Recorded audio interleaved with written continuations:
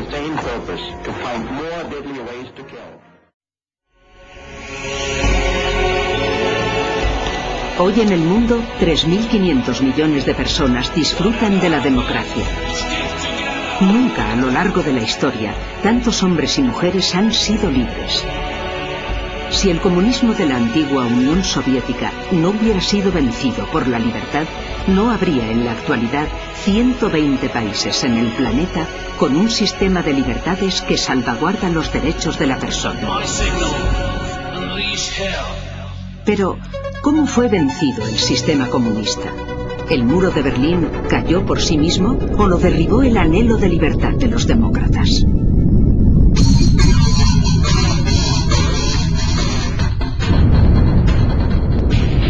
La libertad siempre ha tenido enemigos. La libertad es muy frágil. Hay que conquistarla y merecerla todos los días. Políticos sin escrúpulos han preferido despreciar la libertad y destruirla, sojuzgando al ser humano. Fascismo y comunismo han oprimido con voracidad totalitaria a los hombres. La libertad fue capaz de vencer al totalitarismo nazifascista en la Segunda Guerra Mundial.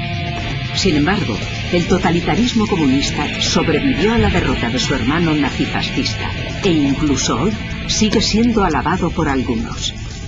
En Normandía comenzó la batalla final contra Hitler. Miles de norteamericanos, de ingleses y canadienses dieron su vida por la libertad en el desembarco que liberó París y después toda Europa.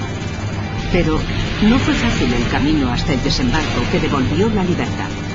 Cuando Hitler tomó el poder en Alemania, políticos de izquierda y de derecha dijeron que se podía evitar su amenaza dialogando con él.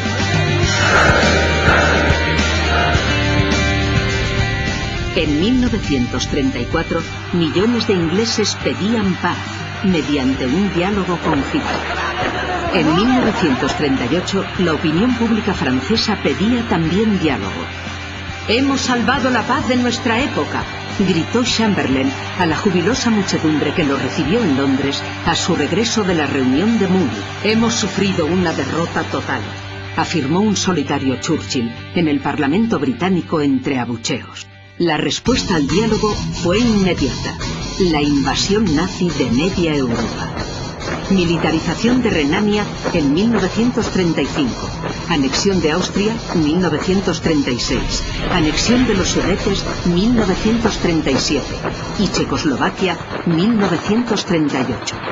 Dialogar con quien quiere asesinar nuestra libertad y someternos a su tiranía nunca funciona, ni entonces ni ahora. Roosevelt, Truman y Churchill no buscaron la paz a cualquier precio.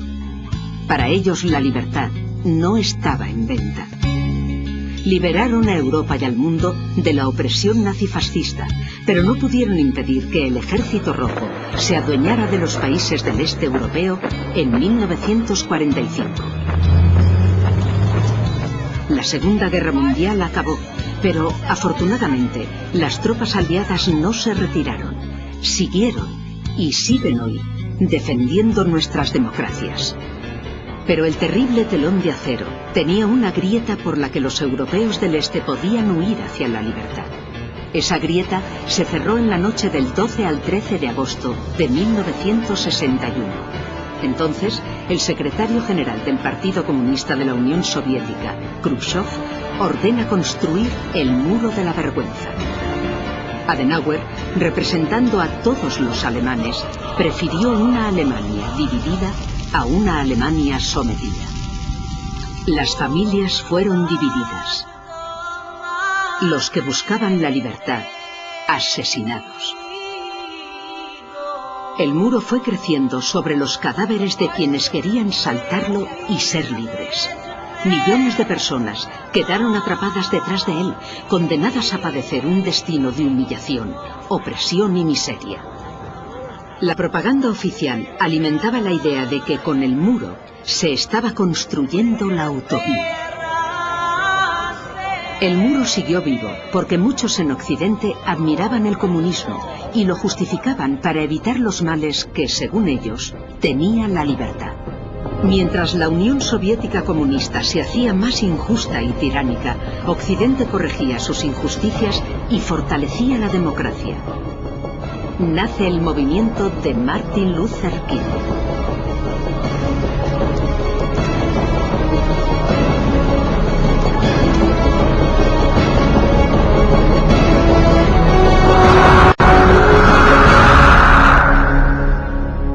Kennedy proclamó ante el muro: "Yo soy berlinés".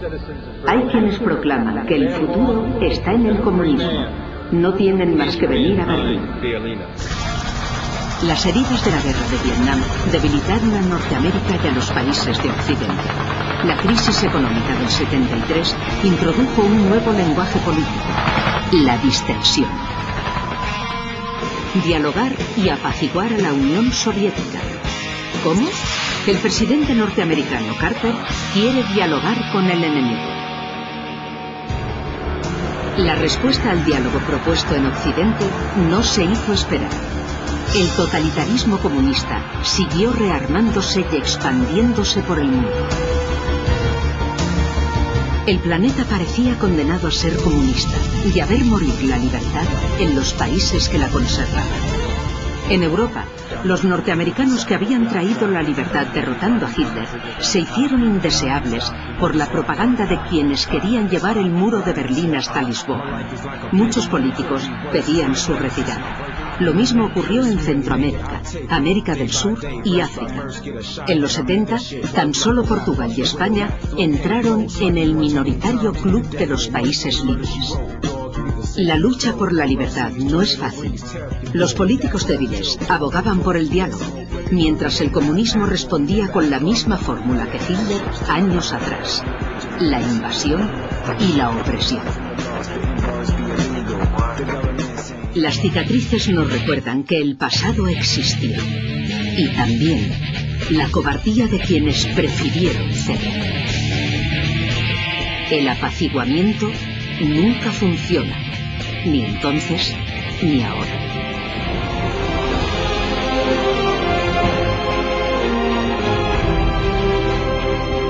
La elección de Ronald Reagan y Margaret Thatcher y la de Juan Pablo II ponen freno a la expansión comunista. Frente a los intelectuales y políticos de izquierda que protestaban y ridiculizaban a estos protagonistas históricos en la lucha por la libertad, ellos fijaron una estrategia que fue fatal para el comunismo. No hay diálogo posible con el totalitarismo. Hay que oponerse a él. Mientras tanto, la pobreza aumentaba en los países comunistas y la corrupción se hacía ley en una sociedad vigilada y secuestrada por la tiranía. Hubo numerosos líderes de la izquierda europea que se acercaban a Berlín y pedían diálogo, vaticinando incluso que el muro se caería solo. La realidad fue otra. Hubo que derribar.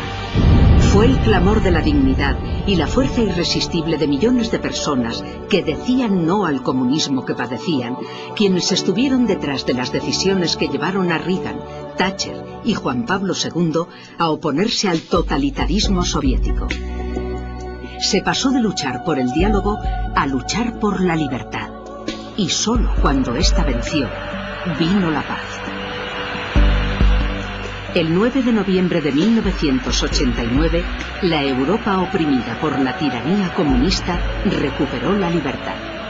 Millones de personas vieron en la destrucción del muro de Berlín el comienzo de una nueva vida. Incluso las víctimas de la tiranía tuvieron la grandeza moral de ser generosas con sus verdugos y carceleros.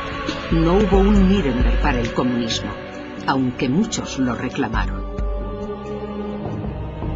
Sin embargo, todavía hay quien defiende los reductos de tiranía comunista que sobreviven en el planeta, sin importarles la opresión y la miseria de quienes padecen un ayer que evidentemente no quieren para ellos. 3.500 millones de personas viven hoy dentro de una sociedad democrática que reconoce el principio un hombre, un voto, y pueden pronunciar sin problemas la palabra libertad. El planeta Tierra ya sabe lo que es vivir en paz. La pesadilla ha terminado.